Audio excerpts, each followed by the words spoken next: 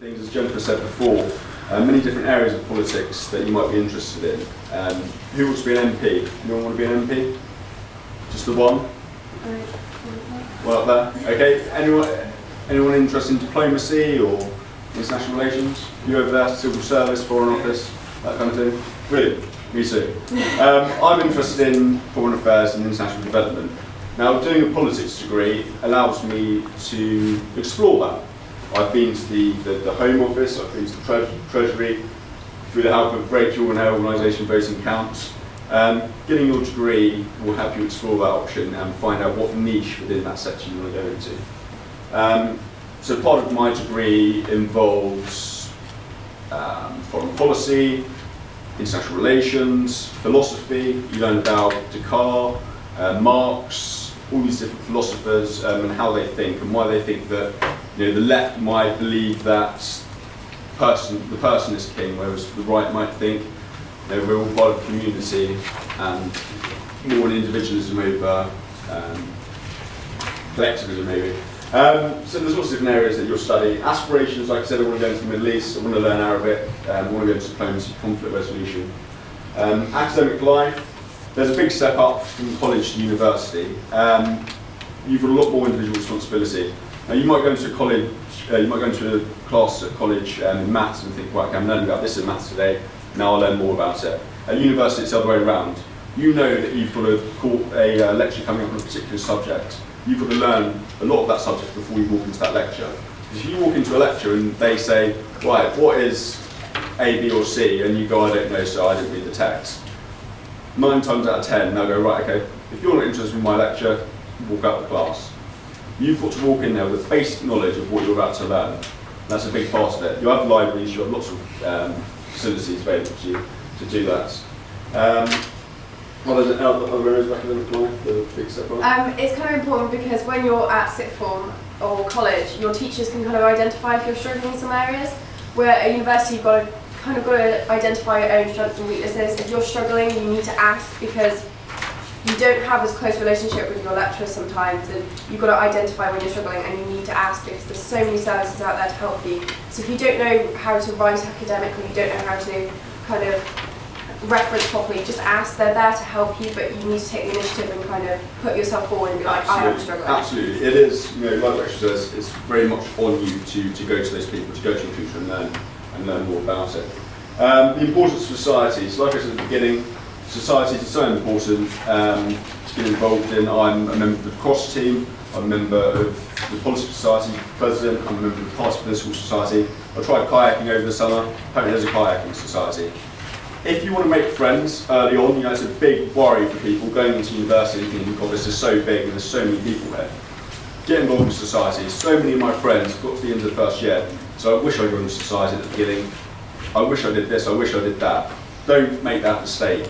Get there, get to Freshers Fair, get involved, join a society, whatever it is. Whether I think there was like a zombie society that people join, like running around shooting people like Nerf guns. Get involved. Because it's a good laugh, it's good fun, and you make a lot of friends, and then you walk through campus, and you can go and sit on the quads and speak to those people, then you go to the library and you've got a study group, so it's a really good environment for making friends and learning new things. And just a point to add to that, if you don't study politics, say you go off and study law or philosophy or something, don't feel that you can't join like the Politics Society. So we have a lot of members in the Politics Society that are studying law, studying economics. I think we've even got a few drama students in there that just kind of have an interest in it, not necessarily want to study it permanently, so don't feel like you should stick to your own academic societies. There's plenty out there for you to join. Absolutely. And then yes, just to finish up soon with the presentation, I'll tell you a bit about Brunel Politics Society and the kind of things that you'd be involved in if you were in a politics society. So again, it's about enhancing your degree and enhancing your experience at university. Brunel Politics Society, what we're looking to do is we're going to go to The Hague, to Brussels, walk around foreign parliaments and political organisations and buildings and things. We get lots of lecturers in. We go off to King's College, we go off to the LSE. There's lots of public lectures around London. We're very involved in enhancing our own education. Because it is good fun first year, you all have an absolute blast, I have no doubt whatsoever. But you've got to remember at the end that you are paying £9,000 a year.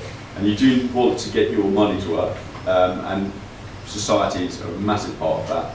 And it's about developing yourself as individuals so that when you walk out into a very competitive world, and can't say it enough, I've worked before I went to university for a little bit, it's incredibly competitive out there. And if you don't stand apart and you don't have something in your CV that makes you stand out, you're going to have a good few years before you get anywhere near that job you want to get. So that's a very important thing. So that's something for me. So my name's Rachel, and I'm obviously first year going second year, and last year I was at sixth form up in the northwest. And while I was at sixth form, I really wanted to do plenty of things to kind of get on my personal statement so that I stand out as a candidate for university. But not only that, it was quite important to find out what area of politics I wanted to go into. So I worked for some MPs, and I kind of thought maybe the civil service isn't really for me. And I got involved with some other associations across the country, which kind of made me realise that I was interested in party politics. So I've gone down the route of wanting to do British politics, become an MP, that kind of thing. While I was in sixth form, I started up an organisation called Voting Counts, which is an educational resource for students, which has become, well, I started it for kind of just my area, and it's become huge. I don't know how. So I was a consultant for the government for the new education resources. I've appeared on BBC News, Channel 5 News, what else have I done? BBC Radio.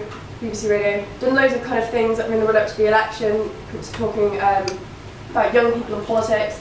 And basically, the website is for young people who don't know anything about politics and want to learn a bit more, so that when they go to vote, they know what they're voting for. I continued this when I was at university.